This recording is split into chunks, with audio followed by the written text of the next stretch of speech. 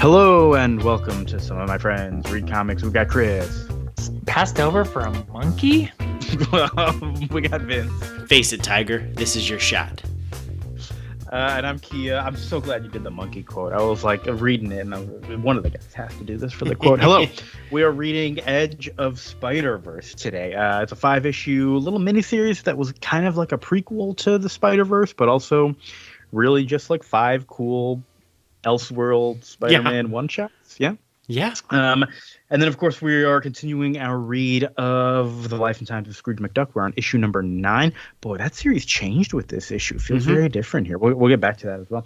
But yeah, Edge of Spider-Verse. There's like a Spider movie coming out soon. Yes, maybe? coming out, I think the 17th. It's coming up quick. With a bunch of Spider-Man villains from Multiverse with Spider-Man stuff.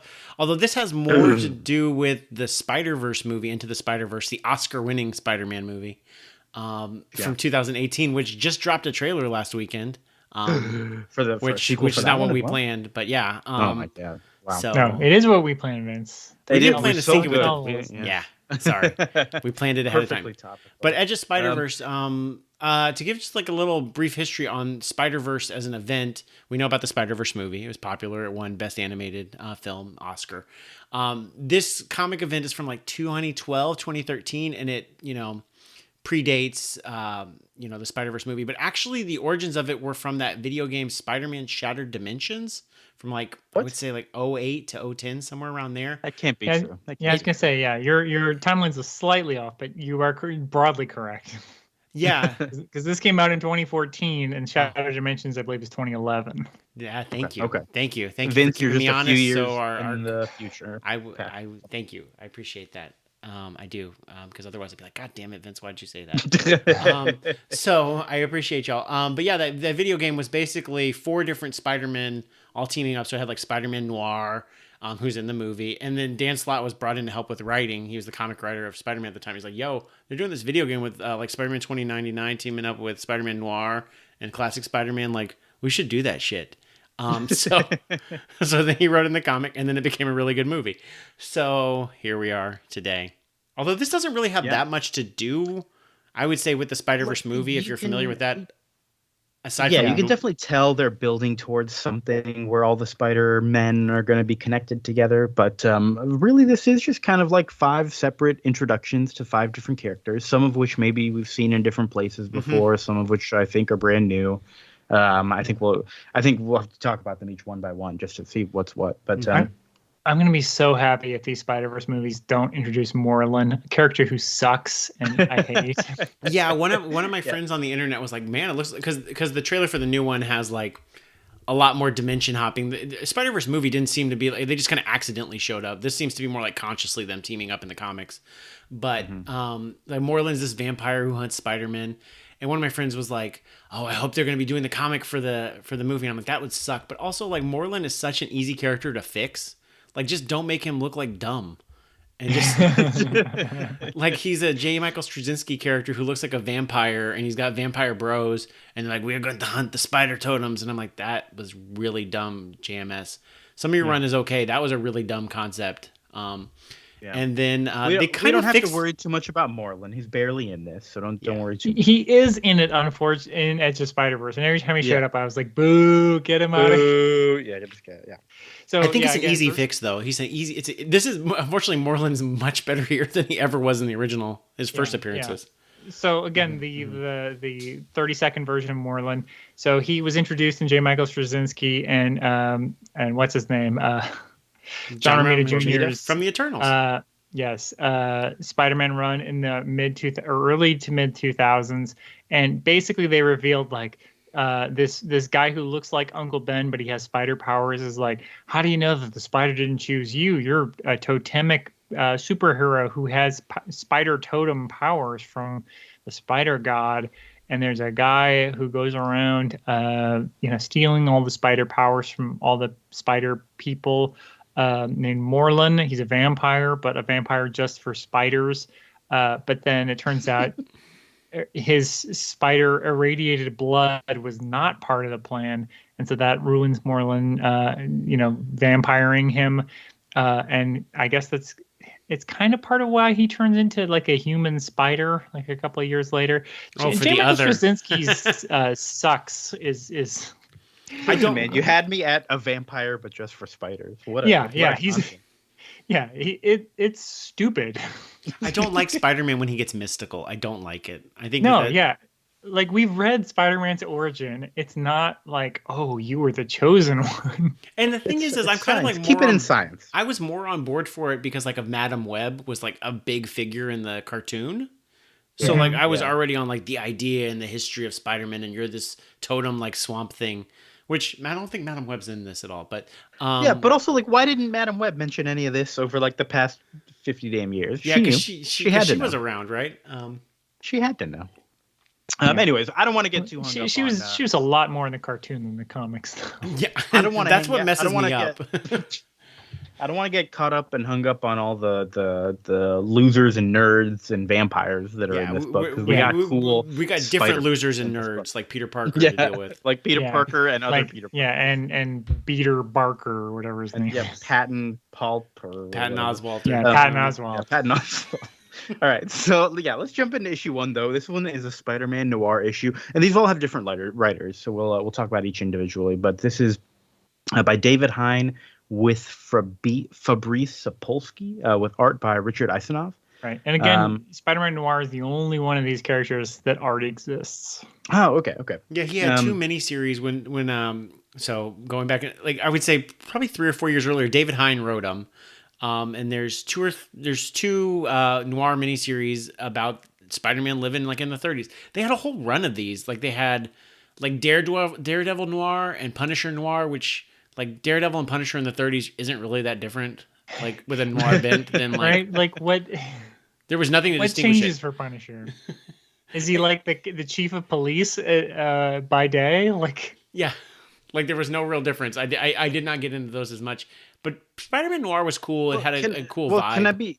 Now that you say that, Spider-Man himself really isn't all that different either. It could just pretty much be like the same regular Spider. He's very recognizable, except he fights Houdini as Mysterio. Right. Yeah. And he's more of the Shadow and the Spider, I guess, which was like a 30s. More Batman-y. He's got guns. Yeah. He's a cool design though, which is why you put him in the movie. Yeah, it's 1939. In this version, in this world, all his like main criminals, like the Goblin, have been put away. They mentioned somebody else. I don't remember. Yes. And there's new things being like, is Spider-Man even needed anymore? And Mysterio is watching this newsreel thing, and he's he runs a carnival act, and he wants to find Spider-Man. I think this is. I knew we were reading the right book here, because there's some kid and he's like, hey, I want to go see the Magnificent Mysterio, and Dad's like, nah, that's too expensive. And the kid says, what about Jungle Land over here? 1,000 monkeys? Now that's something that I'd pay to see. And then Mysterio passed over for a monkey. Oh my god. The monkey is on board up again. I kind of wish they had. I was still on board though. He's wrong too, because he's not passed over for one monkey. He's passed over for 1,000. 1,000 monkeys. I couldn't compete with 1,000 monkeys. Don't feel bad, man. But we're now at the World's Fair. Peter and MJ and Aunt May are there, just being their regular old Peter, MJ, and Aunt May selves. Aunt May might be the star of this book. She hates Dali. She says it's not art. She's got opinions. She's about like, anybody can put. What was the thing? That was where I was like on board. She goes, Mr. Dali can put a lobster on the naked woman's head and call it art, but it doesn't fool me. I'm like, yeah. Which means like it's a cool characterization, because she's down with like, she's not like, I'm not an old lady who doesn't get it. I get it. It's just dumb. Yeah. They go see this Mysterio show, and Peter's spider sense has been like kind of lightly pounding for weeks, and now it's really getting big. And Mysterio does this trick where he's upside down in a water tank, and then he appears out of it, and there's like like a whole electricity thing going on. An assistant. It reminds me a lot of the Prestige as well. Yeah, I was really like, and the Prestige ruined me, because I'm like, well, clearly he's got like a fake other dead body he's gonna put in there. Like, forget Mysterio. No. And he's probably got like a camera or some shit. Spoilers for the movie The Prestige. Yeah. Right. Or The Amazing Adventures of Cavalier and Clay. It also reminded me of that. Yeah. Wow. And so we get Mysterio and his assistant kind of wrapping up afterwards. Oh, like Peter's trying to like guess how he did it with science. He can't figure it out. But Wilson Fisk comes to visit Mysterio. They're like working together. Mysterio and his assistant have like they've got this mystical gas that they're talking about, how they studied in Africa or something forever, and they're just trying to uncover all these secrets and mystical stuff. I like this though, because like unlike some of the other books, like this like wants to feel like it's still like 1930, like it could have been written in the 1930s. It's very pulpy, yeah. Like stories of the era. It's trying to stay in. And Wilson Fisk shows up because they have found the Ox, who was the last of the Goblins gang. They've got him tied up, and Mysterio goes, has some questions for him. Ox of the Enforcers. We love to see him. We have to mention Wrecking Crew again. Oh, not Enforcers. I'm sorry. Not in the Wrecking Crew, but the Enforcers, all kind of a B grade Wrecking Crew. Oh boy, that's if you need somebody to just threaten some people, regular humans, get the Ox and Fancy Dan up there.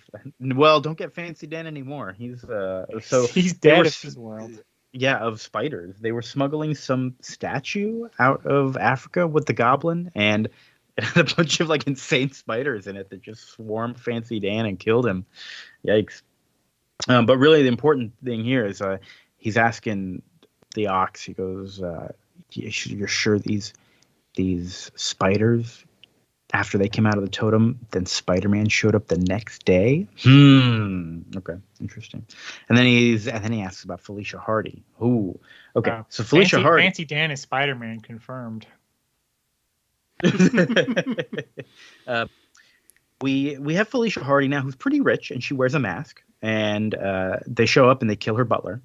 And they're like, hey, tell us about Spider-Man. No, first they're like, hey, why do you wear a mask? They say, the last guy who came here looking for me to lead them to Spider-Man did this to me. So I guess she doesn't really care. But they decide to kidnap her. And then they put it in the paper as a challenge, saying, come to the show where we're going to take this girl's blood unless Spider-Man comes to give us his blood. So Spider-Man, of course, shows up. They use some of that gas on him. This is some good advertising. I mean, how's the Thousand Monkeys gonna up the ante on their show? That's true. I'd go to this show, to be honest. It was pretty fun. They tie Spider-Man in chains after they use this gas on him. They put him in this water tank. Oh, they take some of his blood as well. And they're like, hey, we challenge you to escape from the water tank.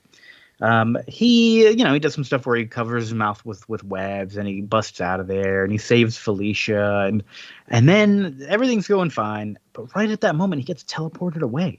What the heck? And there's some dude with a trident and like a deep sea dive helmet and he's trying to kill Spider-Man. And there's lots of other Spider-Man. And he's like, what the heck? And Felicia Hardy's left on stage. She's got the spider blood in her hand, the radioactive spider blood, and that's it. That's this issue. So it's all these issues, I will say, kind of are a little anticlimactic because there's always sort of like leading to the whole main series that's coming up. Right. Well, we'll get to it. It does an interesting thing in issues 3 and 4, which I think was a weird place to put those twists in the story. 3 is probably my least favorite story, but it has the like real ending. Yeah, it's a weird sort of turn after, but yeah, this issue is just like, so he gets recruited into meeting all the other Spider-Man, and then he gets attacked by basically Dali Moreland. Oh yeah, that's like a weird Dali version of Moreland. Yeah. Yeah. So I think let's just keep on going. We'll get to the others here, but Spider-Man Noir, good, setting everything up nicely. Good character. Yeah, what's funny is like I'm thinking more of like the movie. Like, there's really not much to Noir in the movie. It's just I can't see. There's really not. Yeah, he just has a voice in the movie. Yeah, like that's kind of most of the work. Right, but that's it's all just you need. Noir jokes, and that's it. Yeah, that's all you need though. His miniseries though are both pretty good. The first one's a little better. It's more of a vibe than like a good story, but. Yeah. This is a good one. We also have a good, goes nowhere subplot where like Mary Jane's been different since she came back from the Spanish Civil War. Oh yeah, like what are you talking about? That was out of nowhere, and he mentions it. And huh? Okay, maybe they're just trying to tie it back into the last stuff that happened in the other. I guess, but it was wild because I was like, "There's not more of this, is there? Like, what? When are we gonna learn?" Mary Jane's Civil War, like she's gonna meet George Orwell, and Well, maybe in 10 years somebody will write a miniseries about it. Maybe it'll be you. yeah, maybe I'm ready to write. What's his name? I forget George Orwell's real name. Meets Mary Jane. George Orwell's name is not George Orwell? No, that's his fake name. Okay. It's or George Well. Well, he doesn't want Big Brother to find out who he is. Okay. No. Yeah. All right, let's jump into the next issue. It's a Gwen Stacy, Spider-Woman. Is this the first appearance of Gwen Stacy? This is the beginning of Spider-Gwen. Can I tell you, this book starts with such a wonderful little recap that you wouldn't even think it's the first issue, but also tells you everything you need to know. Dude, and gives you context clues. It's like fucking amazing. We said this was 2014, right? Yep. And within 4 years, she's a major character in a movie. Like, I feel like she's got like the quickest turnaround from like comic creation to movie. This one issue is just so okay. Who wrote this? Jason Latour wrote this, art by Robbie Rodriguez, and I think they do like the core series. I think they do the Spider-Gwen series because she was a big deal. I don't think. I mean, I'm trying to even think like who. I mean, Spawn, I guess, had a movie. And a cartoon like within 5 years of being Kick-Ass did, but Kick-Ass was like designed to become a movie. Yeah, that was like literally they drew the screenplay to the movie. But yeah, I don't think there's ever been a Marvel character that like immediately was a major character in a movie like this. Eric Blair was George Orwell's real name. So thank you. There you have it.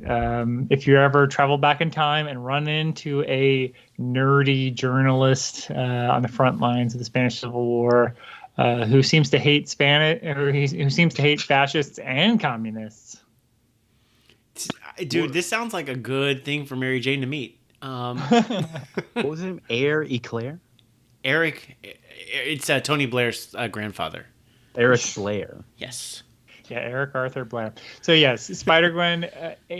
This is just such a like slam dunk of a concept. Like it's so fully formed. Like right away, you're like, wow, this is so good. Let's just talk about the first couple pages here. So there's a band, the Mary Janes, and they're practicing in the garage. And MJ is the lead singer, and Gwen Stacy is the drummer. And while they're practicing, she's just hammering at these drums, and she's thinking. Did you recognize who the other two people in the band There's were? Glory and is it Betty? It is Glory Grant and Betty Brant. Nice. Glory Grant and Betty Brant. What a twosome. All Spider-Man characters. Yeah. But Gwen Stacy is like just thinking about her life and everything that has happened for her recently, which is apparently all news to the readers here. But she got bit. She turned into Spider-Woman. She went on talk shows. Her dad is seeing this on the news and doesn't like it. She sticks up for Peter Parker when he's bullied. Pathetic Parker is saying things like, I'll show them who's pathetic. Classic, and he turns into the lizard. Consistent with Peter Parker. And it is turns himself into amazing fantasy Peter Parker. That is who he is. Turns himself into the lizard, and Spider-Woman has to handle it. He dies in her arms. J. Jonah Jameson hates her, says they need to lock her up for murdering people. And that's it. She kind of overdoes it with the drumming because she's thinking about so much. She's got a lot on her mind. That's all done in 8 panels. 2 pages. It's so fast. It's more efficient than fucking. It's more efficient than Amazing Spider-Man 15, which I've said like then going from this to the next issue. We'll get to the next issue in a bit, but it's very much the opposite. Right, but she's got to remember her whole life before she plays Vince. Yeah. Thank you. So now she's. But I love the like she basically she either killed Peter, and they allude to this even in the movie. The like Gwen killed the lizard. They never say it's Peter, but she says like I lost my best friend in it, and I'm always like, I know what really happened there. I did not remember it was this fucking quick though, like literally within a panel. Yeah, they're like, he's like, I'll show them lizard dead. 3 panels. Yep. We have so now it's important to note we're calling her Spider-Woman. That's the name of this book. Spider-Gwen is like the name that she has been given, I guess, to like distinguish her and make it easy to know that it's the Gwen version of Spider-Woman. I think she's Ghost Spider. She's Ghost Spider in I don't think her book is called Ghost Spider because it's a dumb name, but because you can't put her real name as like her character's name when she talks to other characters in the book. Wait, they call her Ghost Spider in this? No, that's what she is now. Like okay, she's like in the cartoons and stuff, and when she would introduce herself, I guess to people in like. if she was to interact with other universes, she'd be like, I'm the ghost How about spider. I feel like Spider Ghost would be better. Yeah, it would be Like better. it flows better. That would be better. Spider Ghost. But I mean, it's such a great what if concept. It's just like, what if Gwen Sure. Stacy was bit by a spider and is still alive? So dumb. And not Yeah, so dumb, she's it's out just and perfectly about. elegant. She's out and about. She's adventuring. She's on the phone with her dad. He's telling her to be safe and all that. Doesn't know she's adventuring. Then some cop points a gun at her as she like hops off the subway. And there's a nice Wire reference here. Easy now, McDuck. And she, she like sticks him to the wall, and he says, "Oh, don't kill me." And she's kind of like, "Dude, you were the one pointing the gun at me. What the hell?" Then the rest of the cops all show up kind of quicker than she expected, quicker than I expected. And she's got to run off, and they chase her for a bit. Meanwhile, we get so Matt Murdock, who is working for the Kingpin in this universe, is at a lunch with Tombstone? It's Craven, right? Craven. Oh, Alexi. Okay. He just kind of looked gray and Craven? You mean the Rhino? Oh wait, Is it the Rhino? No, it's Alexi's name is the Rhino. Not Craven the Hunter, the right? Rhino makes sense. Oh, it might be. He's way too Craven's bulky real to be name? Craven the Hunter and like blue. Okay, now I'm all mixed up.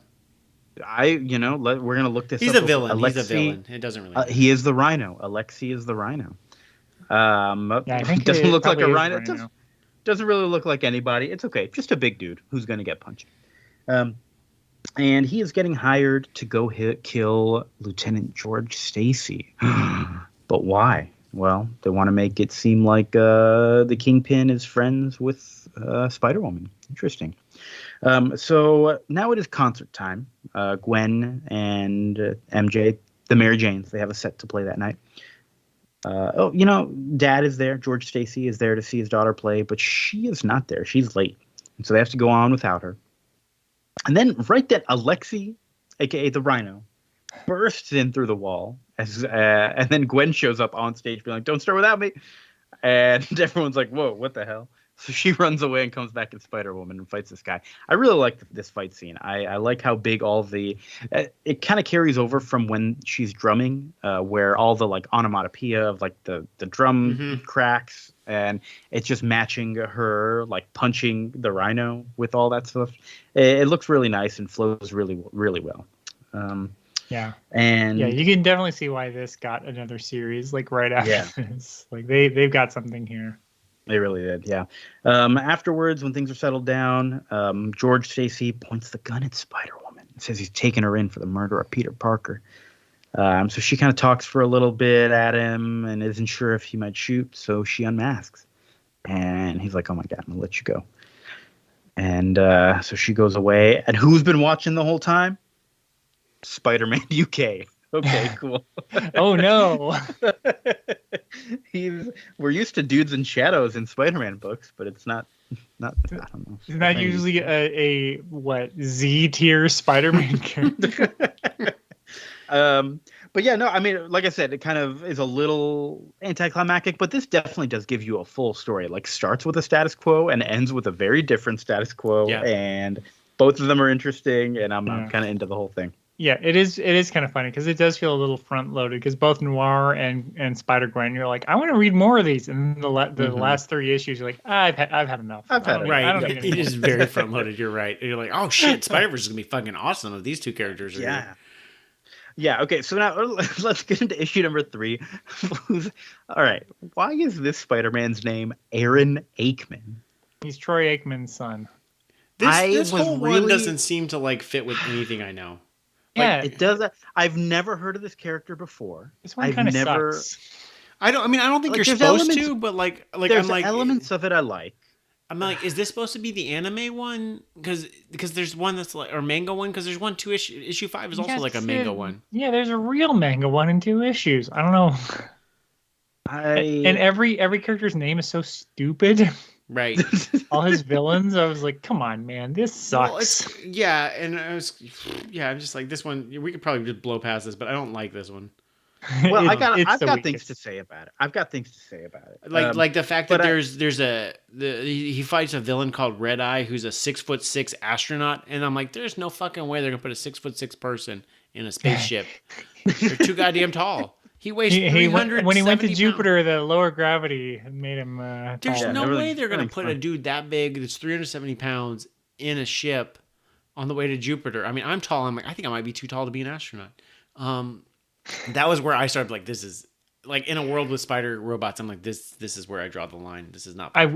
I will say, although I think Amazing Squirrel Girl did it around the same time, I do like that bit. It's the Marvel Trading Card Series 1, like back of card that's just telling you like all the facts about the characters. Mm-hmm. I thought that was very funny because I was just It's like, very cute. I wish it had kept more of that. I like that as a bit. And like I said, Squirrel Girl did it right around the same time. Oh, we should put Squirrel Girl on the list. Yeah, we should do Squirrel Girl sometime. But anyway, yeah. So I thought that was a good bit, even though you didn't like the villains. And like I said, the second one they introduced, I was like, that's a stupid name. Try again. So now that we've bashed this book, it's written and drawn by Dustin Weaver. Nice to meet you, Dustin. Try again, Dustin. And like I said, there's things about this that I do like. It doesn't exactly say where they are, but I assume it's like maybe Japan.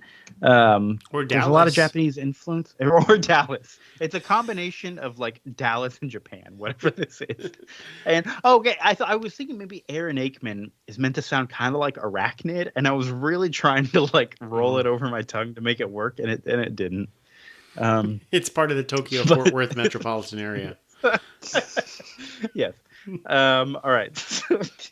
So he is a molecular biologist at the Ikigami Medical Center, and he's done like this blood treatment on himself at night secretly to put cloned spider genes into himself, and he's got kind of a robotic suit, and he's great. He's fought Red Eye, who was his first villain. Then this new villain named Namura appeared a year ago. Not Namora. Kidnapping. Maybe it's Namura. I don't know. Not Namorita or not Namor. It's Naamurah. She first appeared in the Terrible Hulk number 50. Oh, really? oh, yes, you're right. That's what it says on the card. I'd rather read the Terrible Hulk number 50. They're kidnapping lots of people or something. She escaped his silk easily enough the first time. He's been developing a new one at night. Now we learn a little bit. All this has been told in like recap so far. When this book switched from being a recap, I kind of just got used to it. I thought that was going to be the style for the whole thing. All right, more recap. His boss is Dr. Kaori Ikigami. 7 years ago, her daughter was in a car crash. She's in a coma forever. They're working together to develop a cure. They were working together to develop a cure. They've been growing closer. And then one day, Kaori moved her daughter to a different hospital and said didn't want his help anymore. And then they've been really not talking as much since. Okay, so now he's noticed a pattern in the kidnappings. He's ready to go after Namura. And Kaori shows up at his place and kisses him. Oh. And I'm like, oh, okay, I see. She's the villain or involved in the villain. Cool. Because she's the only other character in this comic. Yeah. Then the whole thing with the two of them goes south real quick. She gets mad at him and was like, oh, you don't understand. He's like, oh, I think your daughter might be dead. She runs and drives away. He goes out, finds Namura, but it's not Namura. He like catches her and he's like, no, my name is Daro. And that's not even his real name because he recognizes him as one of the victims from before. And he's like, what? And they recover this machine that looks just like the bioengineered devices that he's been making. Oh my God. So he goes down to his lab and he finds Kaori there and she's rummaging through. It's the lab that she technically owns. I don't know. But she was obsessed with bringing her daughter Hannah back to life, and she finally did it. But then all the soul went out of Hannah's body or something, and something evil was reborn in there and started giving her orders, and she accepted them all, and she recognized that it's gone too far.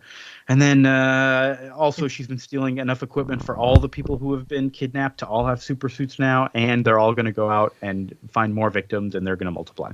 Yeah, it's a real, Conjuring type situation where it's just like this demon monster has taken over her daughter, and it's like, you're Hannah, right? And she's like, yes. Yeah, I like that part. That's the one thing I would salvage from. Or there's two things I would salvage from this book. That I think is really cool.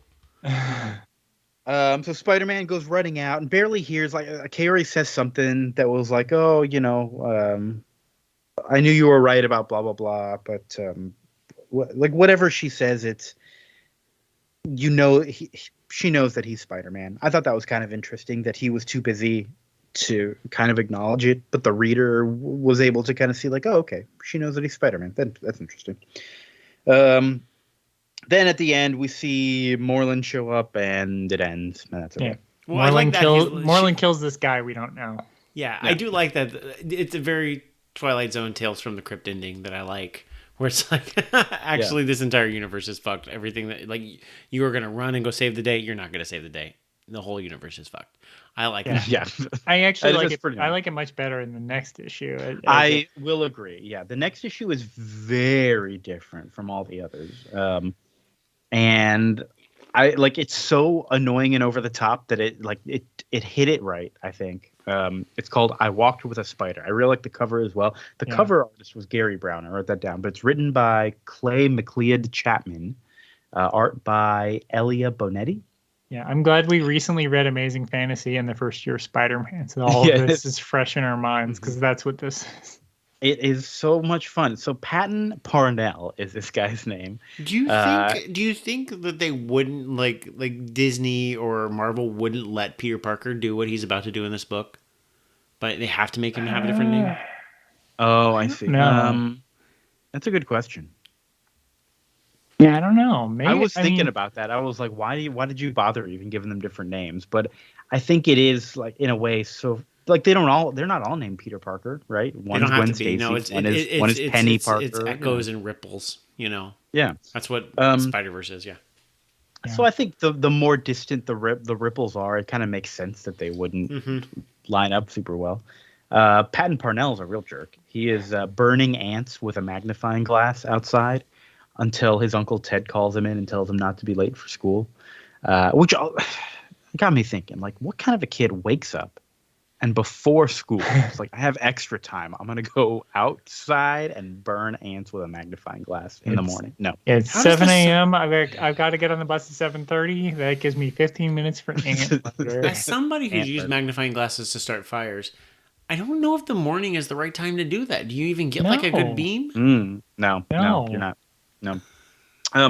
But Patton is a total shut-in nerd who's always talking like he's like science speak to himself. Of like, I'm gathering data on exhibit blah blah blah, and it's really just him spying on MJ. And he's a peeping Tom, yeah.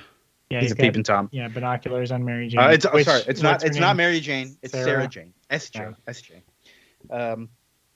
And I really liked Sarah Jane in this. She was a good character. She was. There's a field trip to the lab. Face it, Lion, you just won the lottery. So they're on the bus, and Sarah Jane comes to sit down next to Patton. And he's like, oh my God, why is she talking to me? And they're like, hey, let's hang out together. She's talking about, some hippie stuff about saving animals and all that. And they're going to stick it to the man here.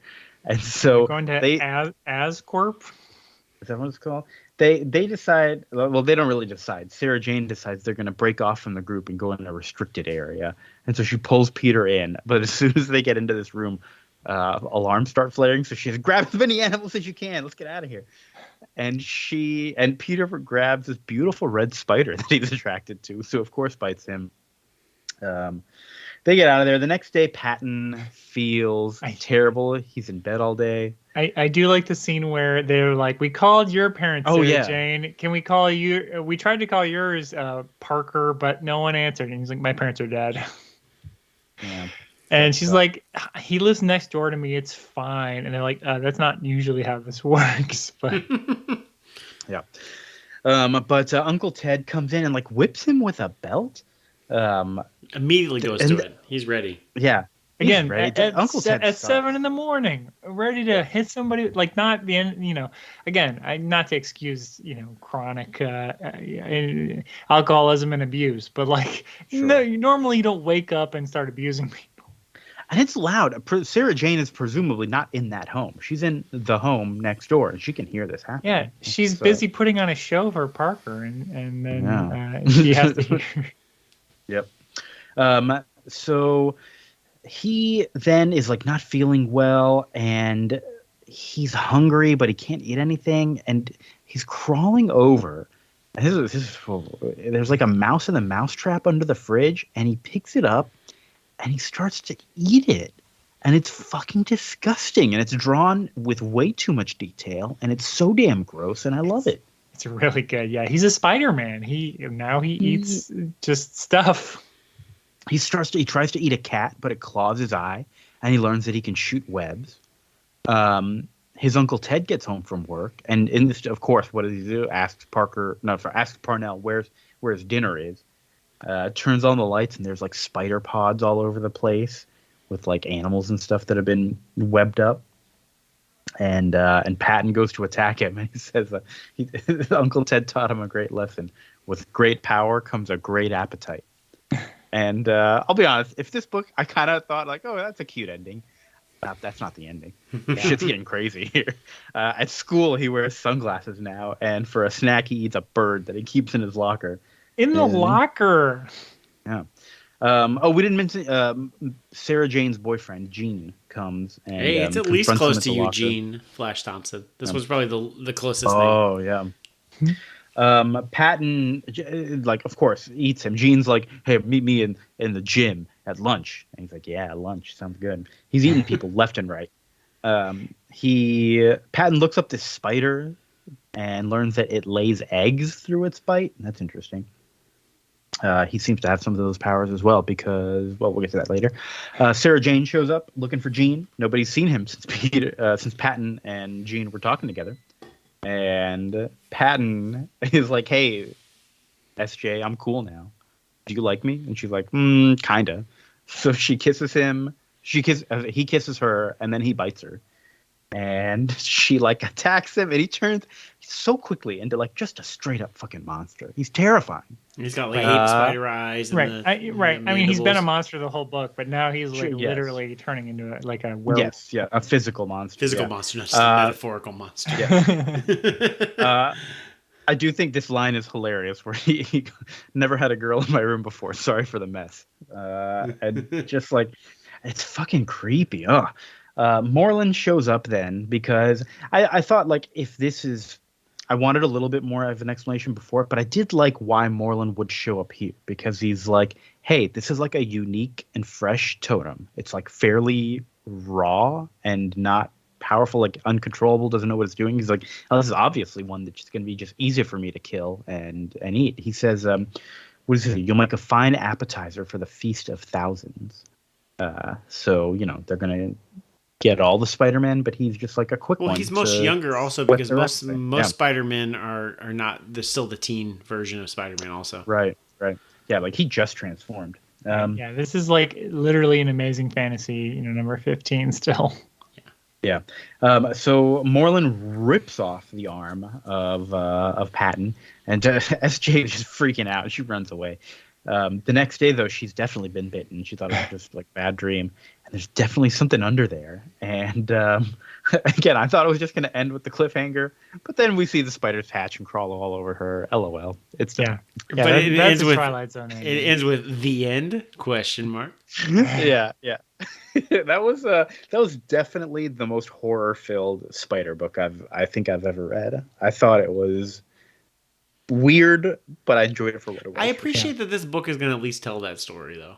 Like, yeah. Like where else? At least if nothing else, you're right, Kia. This was just like a bunch of Elseworlds Spider-Man stories. Yeah. I do think, again, to put on my amateur editor's hat, I would put this as issue number 2, just because, like, then you don't know, like, when Spider-Gwen shows up, it kind of puts the seed of doubt of, like, is Moreland going to just show up and kill her? Right. Instead of just having, like, the 2 characters who live at the beginning and then the 2 characters who are just dead meat from the second they show up. Yeah, it's like they buried the 2 worst issues here in the middle. Yeah, I like this issue a lot. It's just that it's clearly not going to go anywhere. Yeah. It's just the, like, what if Spider-Man was like the worst incel version of Peter Parker? I mean, because if you did that, I mean, or you've created this perception. I mean, like, yeah, you're right, because you created the perception that they're gonna all live through this, and then 3 and 4 they don't. So switch it around and make a less sense of safety. And this one's also pretty straightforward, so it could have been in the 2 slot and still like had the concept still carry through. So people are like, oh, I wonder what's gonna happen in number 3. So, yeah, exactly. That way, I think you create a little suspense for issue 3 because I think it's also very strong. But then you don't know that she's going to live through Right. it. And yeah, so that's my editor's hat fixing this series. Is this should have been the second issue? Yeah. So on to number 5 here. This honestly, I think y'all were. This might be my least favorite, to be honest. Like, I have there a wasn't hard anything time- offensively I bad. have a hard but time it's with also- Gerard Way. It's so The writer. slow. It's very blank. I feel like it's a blank book. So but- Gerard Way is of My Chemical Romance, as well as he wrote Umbrella Academy, which was pretty good, and it's now a Netflix series. It's I understand pretty good as well. But what I always like the first season. What I've heard, what my vibe I always got from him is that Grant Morrison light. Like, he loves Grant Morrison, and he tries to write like Grant Morrison, and it doesn't always work. And in the same way that like Grant Morrison sometimes leaves me cold, this definitely leaves me cold. It's got a lot of like dialogue. Well, if anything, Grant Morrison sometimes does too much. I would say this book for me though does like very little. Yeah, Well, yeah. I'm This, thinking, this feels like it's part 1 of 6 of a bigger story, but yeah, nothing happens. Well, This feels these- like. Go ahead, man. these first few pages. I don't know if y'all ever read like We Three, the one with the dogs, but they're very much like we're gonna say realistic dialogue, but not like expository dialogue. And so that's what like the first page just felt like to me, is like very technical dialogue. They're like, I'm not going to give you the full picture, and the art is not good enough to support it. But that's how I felt. Well, So- let's jump into it here. We've got Peni Parker, Who's from the movie. Dad, her dad has just died. Her dad was linked to the Spider program. It's a SP//DR program. And she's like, oh, I've heard about this. They say it'll hurt to like bond. And they're like, yeah, it's unpleasant. But this spider is in the room and it finds her and it bites her. And 5 years later, she's now like using it and going off on adventures. She's fighting Mysterio, Uncle Ben. That's one thing I just noticed though when reading this was like, we haven't seen any classic Spider villains since issue 1. It's issue 1, yeah. Right, and I kind of and maybe that's just because like the Spider-Verse concept is like, here's how Peter Parker is different, but I kind of also want to see how like everybody else is different in these multiverses. That's a big fun of it, yeah. Like Spider-Man Noir in particular was like, he himself was not that different. It's just everybody else that was, was a big thing. Mysterio's like a Houdini character. How is we did see the Rhino in issue 2. Right. Oh, that's true. That's true. But like, yeah, in that issue 3 that took place in Tokyo, Fort Worth, right? Yeah. They invented too much other stuff that like took it way too far out of the realm. Right. I would have liked to have seen what like, is this Spider-Man anymore? Well, like Liz Allen as that character or something, as opposed to just a new scientist or right. or update, give a villain who we know's name like different powers, or something like Herman Schultz, of course we all know is the Shocker. Give him like a different name and different power set because he's like exposed to, I don't know, Bitcoin. Yeah, or like something. they're the one that they're the one that he fought with Red Eye. It's instead of it's Werewolf by Night or J. Jonah Jameson's son. Right. This guy went to Jupiter or something like that. Yeah, that would make sense. But yeah, going. Yeah, there's already far. an astronaut in the Spider-Man universe. Why would you invent a second one? Well, I guess he doesn't go to Jupiter, does he? Yeah, they get more stupider. Yeah. Ooh, stupider. Also, he's Man-Wolf Jameson's son is already inferior to the Red Ghost, who has monkeys who went to space. So already, yes. And Red Eye was formed in the RedEye of Jupiter. I feel like this all makes sense, and it carries over with like, the monkey theme from Mysterio Noir. Yeah. That would have. We're punching up these books left and right. So all right, so Penny is gonna team up with her universe's version of Daredevil, who we don't really learn much of anything about. They just kind of talk, and it's like, hey, you used to work with my dad, right? He's like, yeah, he was cool. He'd be proud of you. Oh, okay. I do like his spiky shoulder pads. Sure, it's a nice design. He's got his '90s Daredevil design, basically.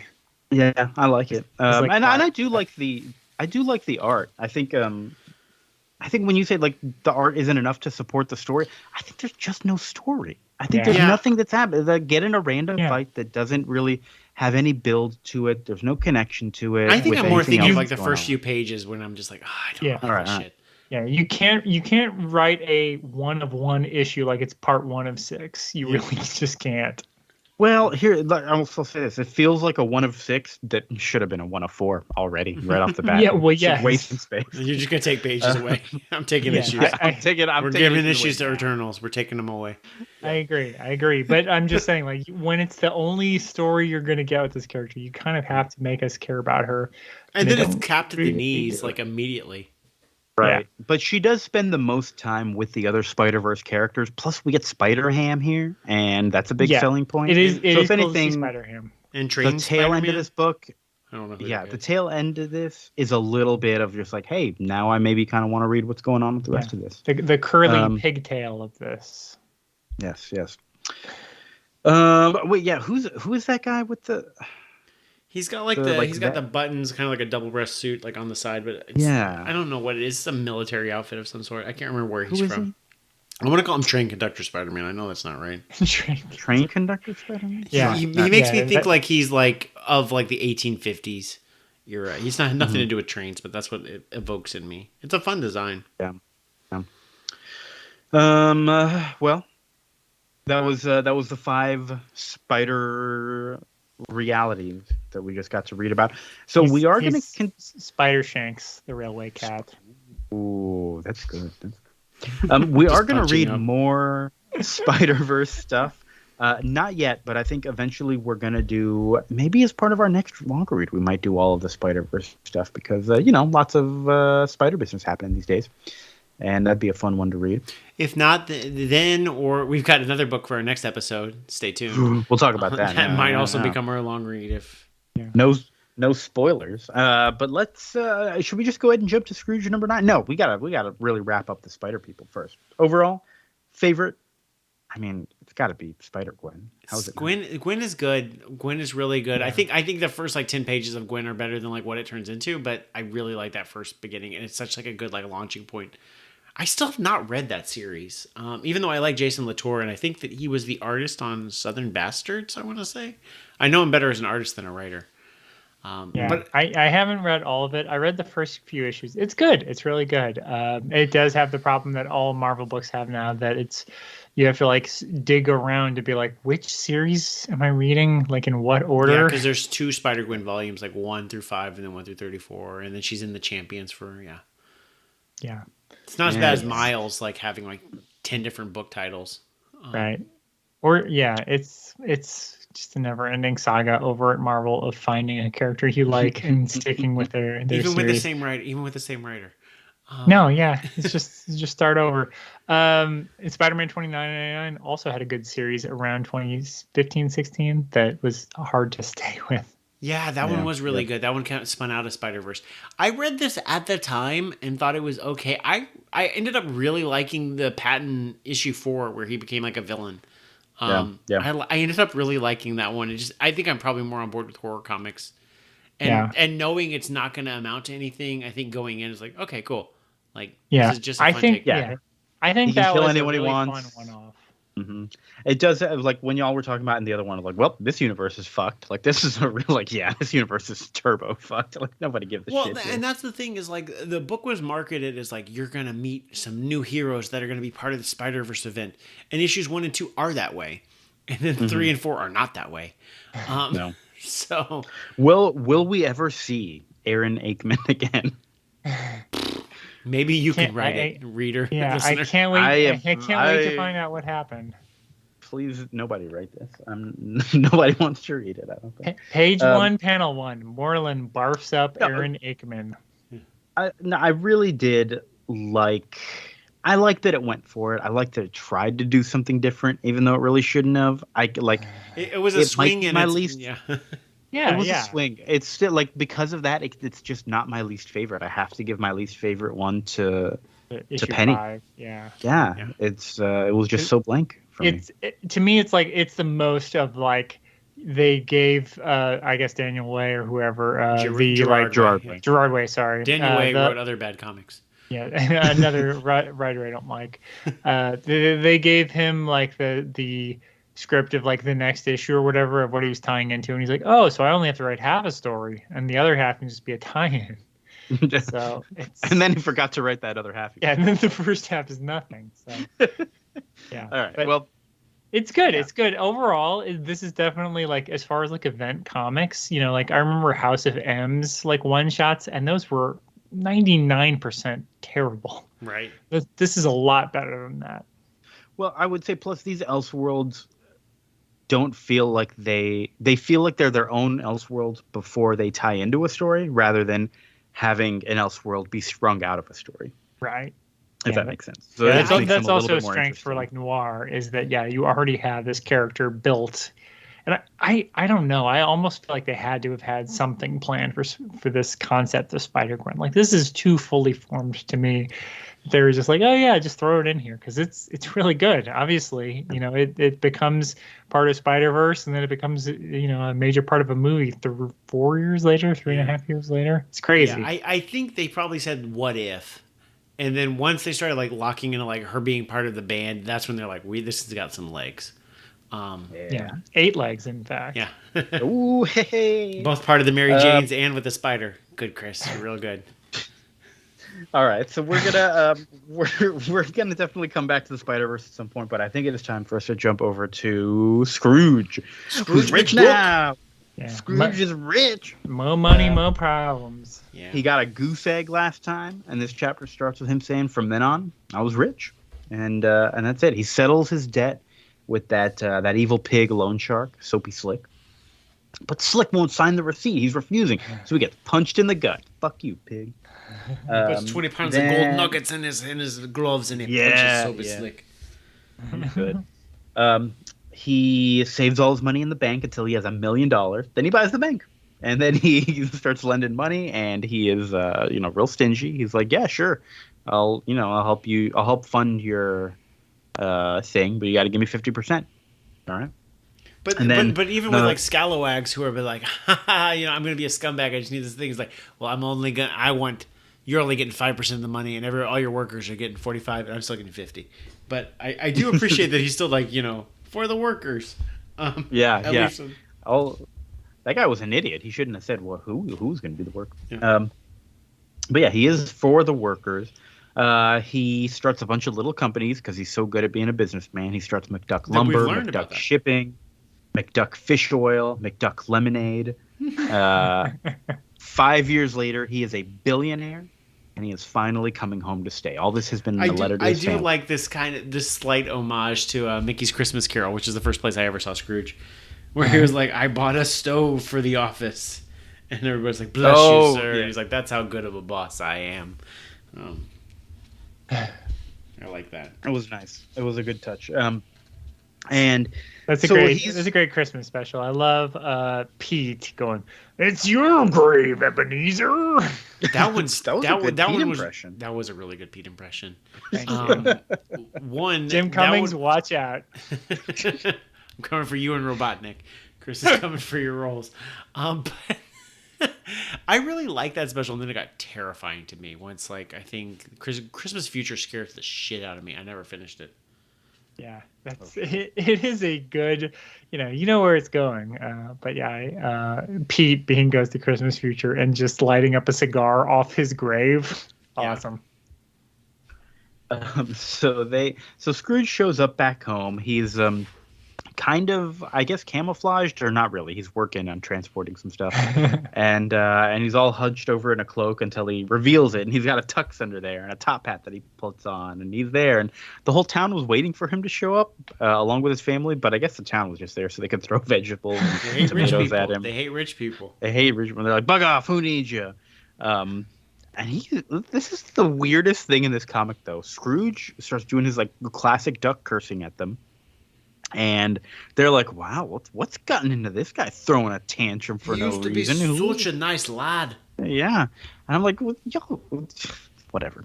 Yeah, it's classic. It's like celebrities. Jack Nicholson hits a cameraman, and suddenly he has a temper. But they drove Scrooge to this point by being rude. It's very quick that Scrooge has now become just He's rich shit. Stingy and I mean, assholey. it's been 5 years. It's been, he's been rebuilding up all his companies. We've got some time pass here.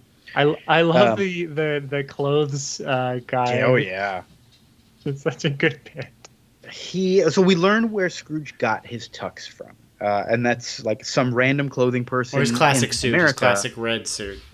Yeah. Well, yes, his tux he got first though from someone in America who made it for him, just hoping to get famous, because that's what happens when you're rich. People give you free shit. And he was like, "Why would I buy one of your stupid suits?" And that guy's like, "Can I buy your suit? The fabric looks nice. I'll give you $5 and you can take one of mine." And so that's how he gets his classic red suit there. Right? And so Scrooge is like, "I got rid of fancy clothes that were worth more, so somebody give me $5 because I got this for free." Like, yeah, he paid nothing for the original suit, so it's a profit. I mean, he did come out on top. It is technically a profit. Yeah. So they head back to the castle. He wears that outfit for what? All of DuckTales? Yeah, forever. He's blue. He's in the blue outfit in the cartoon. I think he goes back to the red outfit in the newer cartoon. That's true. He does wear the blue outfit most of the time. But it's the exact same design. It's just a different color. But yeah, it's the Scottish. Maybe we'll see him get another one. I'm not sure. Yeah, Scottish coat and hat. So they head back to McDuck Castle. They stop for Scrooge to pay his respects to Mom. Which it was a really sweet panel. There's like extra shading and detail on it to like give it that air of seriousness and all that. And that's really sad. Really nice. His one of his parents died in the meantime. Like that's not what I was expecting. Like obviously real, but like it's like that's kind of sad. Yeah. So we learned that Scrooge has physically brought all of his money with him in these barrels that he was transporting. They're in barrels of pickled herring to avoid suspicion. But he's excited to burrow in it and take a bath in it and all like. Yeah, he's gonna swim around like a porpoise, and of course his family is like, "What is going on?" No, he's rich. He's just eccentric. Only poor people are crazy.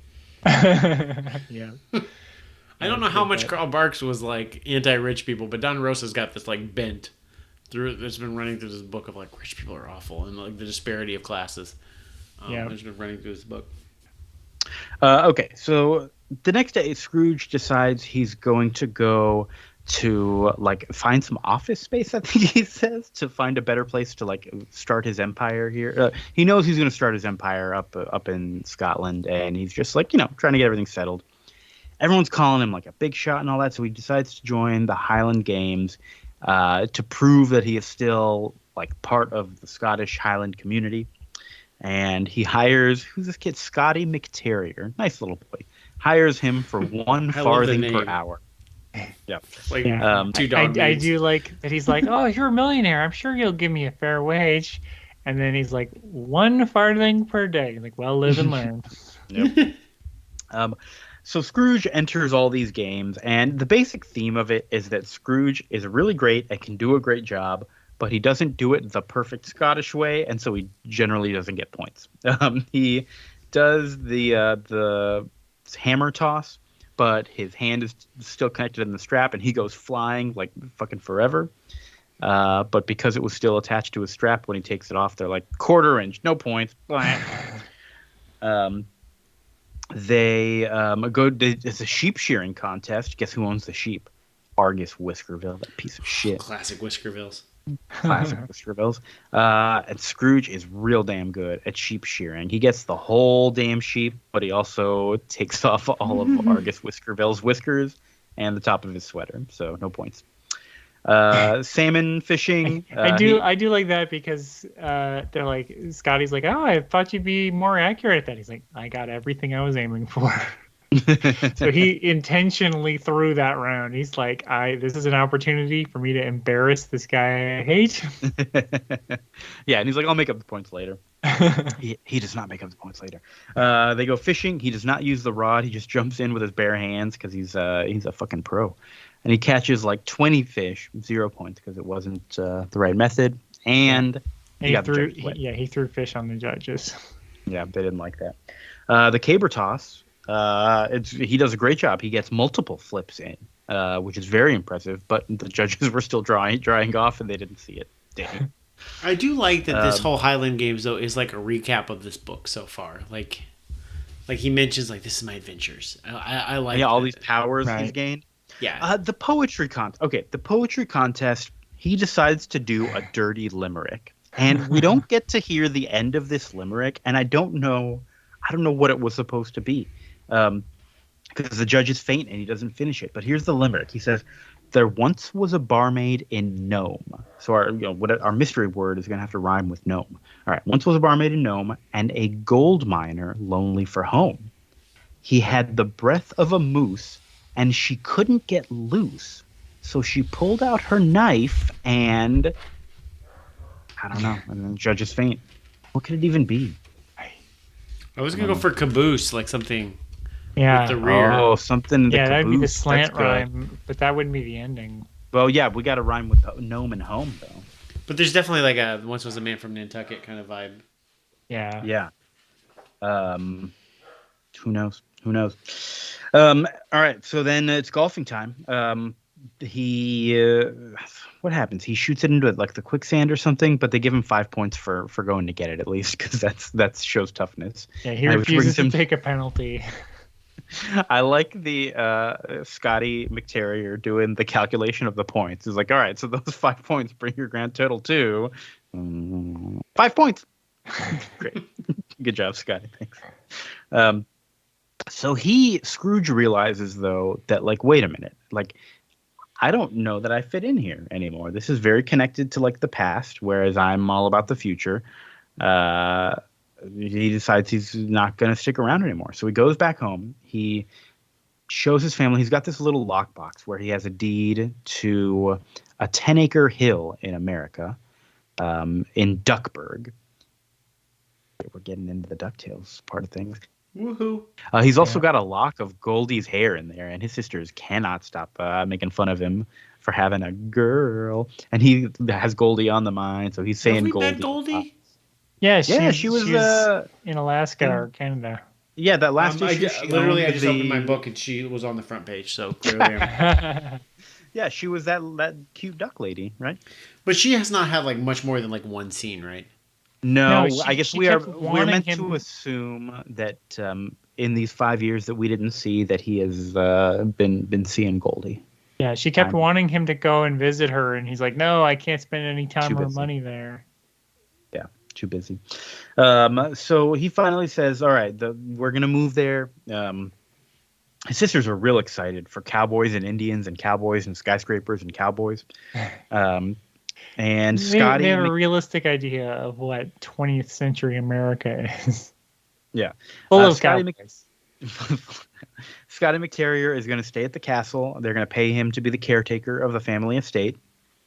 And Papa's feeling a little sad, and he says, he's too old to move again. This is his home now. He's just going to live here. He's also got Sir Quackley to look over him, the ghost.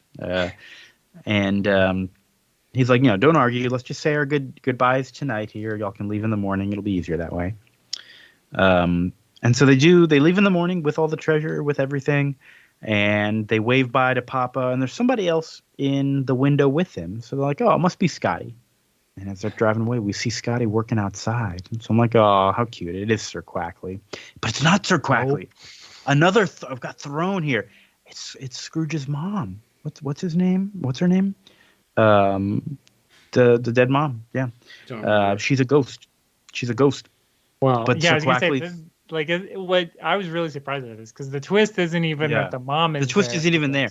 So Sir Quackley also shows up there as a ghost, and they're like, "Hey, Fergus, we've been waiting a long time to see you. Let's go." And they take him by the hand. And they all walk through a wall together and go on to the next life. Yeah. And so Dad is the dead dad as well. dies. Yeah, which is like simultaneously one of the it's a very sad but very sweet way to do a death sequence of just like meeting the rest of his family and going off with He's him. I gonna thought be it was very, very nice. He's gonna be all right. Yeah. And the Scrooge kids are off to Duckburg. They're not really kids anymore, but off to Duckburg. Now wait Do you a minute. think Hold he on. was Hold on. already Hold dead, on. or Wait a minute. I just noticed this. So they are leaving Scotland. You can see the castle in the background, and there's an arrow sign pointing to Duckburg, which is where they're headed, which is somewhere in America, which makes me laugh. Yeah, it's funny, Buck. Do you think the dad was already dead, or do you think he died like the day that they left? I think he died overnight, peacefully in his sleep. Okay. That's what I'd like to believe. He didn't die like 2 weeks ago, and he's like, I can't tell my kids, I can't go to Duckburg. It's somehow Alternatively- sadder, but also works. Like, he's like, I can't leave. Yeah. Mm-hmm. Alternatively, Scotty McTerrier killed him instantly because he wants the castle to himself. No, Scotty would never. Scotty would never. But those McTerriers, you never know with them. Yeah. Scotty. I think it's Scotty that is in the old castle. We read that for the show, didn't we? I feel like we did. I don't know. Old Castle Secret. No, y'all read that ahead. Y'all read ahead. We only did the square egg stuff. Ah, okay. Oh. Is he in that? Well, though? he's That was supposed to be a really good issue. Yeah, he's still at the castle. Really? He's still at the castle. Wow. Shit, I have to read something now. Mm-hmm. Put that on the list. I know. But yeah. Oh, it's worth noting they're heading to Cali Soda, a fake made-up state, and that's where Duckburg is. Yeah, But just call it California. We know what it it's is. It's in a mix of California and Minnesota. Not that far from Tokyo, Fort Worth. But yeah, that was it. I think that might have been my favorite issue yet. These last couple have really been pretty different It's been really from good, the rest though. of them. They've been real good. Not what I expected, but really pleasant, really sweet. Mm-hmm. But we, of course, are going to continue Scrooge McDuck with part 10. Three more chapters left here. But we've, these Elseworlds, these what ifs, these alternate realities, they're kind of grabbing our fancy, tickling our fancy a little bit. I think we are going to go on to some other alternate universe. We put a few things on the list. We were thinking about maybe some Exiles. Maybe we go straight into some other Spider-Verse. I think next time we are going to do some Age of Apocalypse. We have not really. Have we read any Age of Apocalypse? I don't know if we've read any At all? 90s X-Men Yeah. at all. Wow. So, okay, yeah. So Age of Apocalypse is huge, and it's one of those things that we've never covered. Let's get to it. We are going to kind of do our best to break this up and not read too much, because there's definitely a lot more tie-ins than I think we need to read. But for right now, we are going to do kind of a prequel into the whole event. We're going to start with Legion Quest, which ran through Uncanny X-Men and Adjectiveless X-Men for a couple of issues each. It was Uncanny number 320. Then X-Men number 40, then Uncanny X-Men 321, then X-Men number 41. And then that leads into X-Men Alpha number 1, which is the official kind of beginning of the event. And just kind of all the Legion Quest stuff deals with why we're dealing with Age of Apocalypse. It was written by Mark Waid and Scott Lobdell. I didn't think there might be more writers, of course, as we go through all this. I think before we recorded, Steve Epting of Captain America might be an artist. Yeah, one of the artists on it. Yeah. One of them.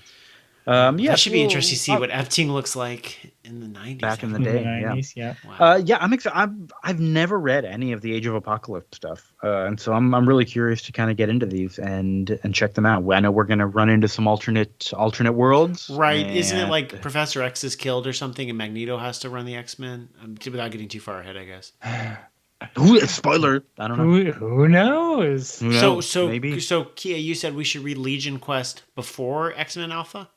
Yes. Yeah, Okay. and that's how it's set Gotcha. up, I think, in all the trades that it comes in. But I think like every single Age of Apocalypse trade out there includes more stuff than that. So, if you Right, pick up one of the trades, like I'm not going to read an issue of Cable. I don't care.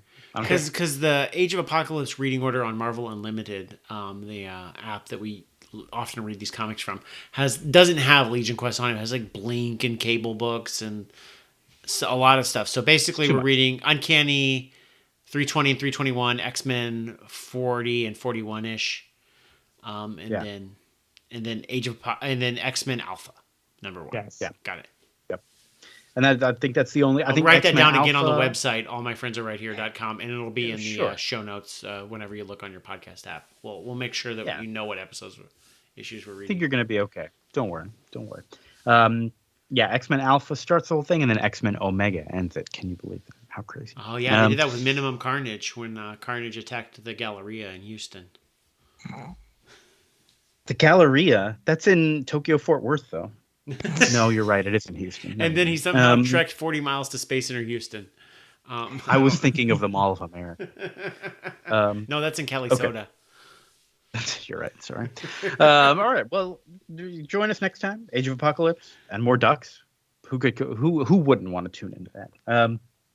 But what else is happening? Vince, what you got going on? The series That Was a Game, which is on our YouTube channel. All my friends are right here. I recently covered Rayman Arena, a really cool platformer racer.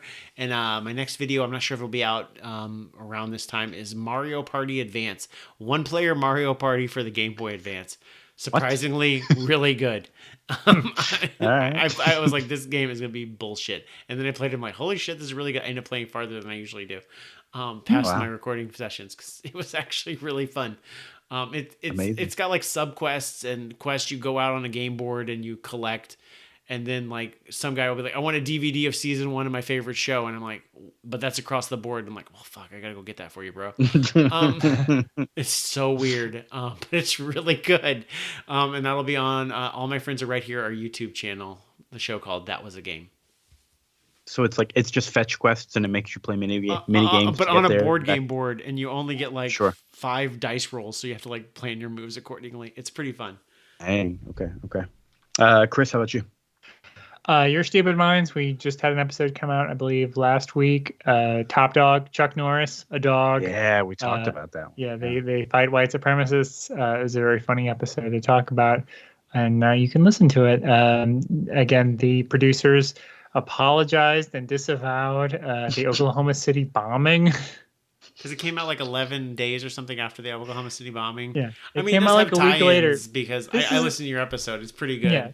This is a movie about a dog that fights terrorists. I don't think anybody was that confused. They're like, is this movie pro or anti? International anti-Semitic terrorists. I mean, it should have been homegrown terrorists. But it was terrorists that attacked, international German terrorists that attacked San Diego. It's fucking great. It's a good episode of Your Stupid Minds. A truly wild story and movie that we covered. The plot hinges on Chuck Norris's mom coming up with a connection. Yes, remembering a very famous birthday. Wow. All right. This sounds exciting. And I got nothing. All right. Thanks so much for listening, everybody. Vince, I love you. Love you too. Chris, I love you. I am from an alternate reality where we're sworn enemies. Shit. That's rough. Kia didn't expect that one. Sorry about your shitty universe, I guess. Listener, I hope your universe is a better one than that, I guess. But thanks for listening. We'll talk to you next time. Bye.